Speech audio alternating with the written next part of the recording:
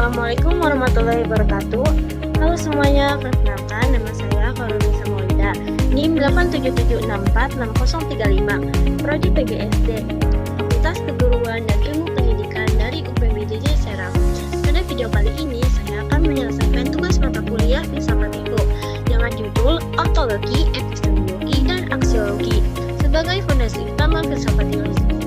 Baik, sebelum itu kita akan membahas tentang pengertian ontologi.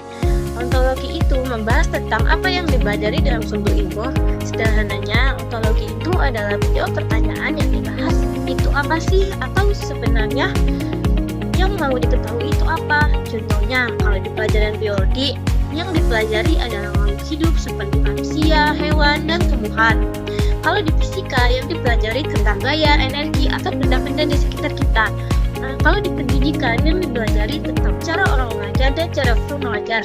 Jadi dapat disimpulkan bahwa ontologi itu fokus pada isi atau objek pembahasan. Yang kedua, epistemologi. Epistemologi membahas tentang cara mendapatkan atau memperoleh ilmu. Jadi pertanyaannya seperti ini, dapat dari mana sih? Terus nyarinya kayak gimana? Atau kok bisa ilmu ini dianggap benar? Misalnya, kita ingin tahu tanaman butuh air atau tidak. Nah, kita bisa mengamati tanaman tersebut dengan melakukan percobaan, lalu melihat hasilnya, dan dari situ kita jadi tahu jawabannya. Jadi, epistemologi ini fokus pada cara mencari tahu sesuatu dan kebenarannya. Dan yang terakhir, aksiologi. Ini membahas tentang manfaat ilmu dan untuk apa ilmu itu bisa dipakai. Selain itu, aksiologi juga melihat apakah ilmu ini digunakan dengan cara yang baik atau tidak.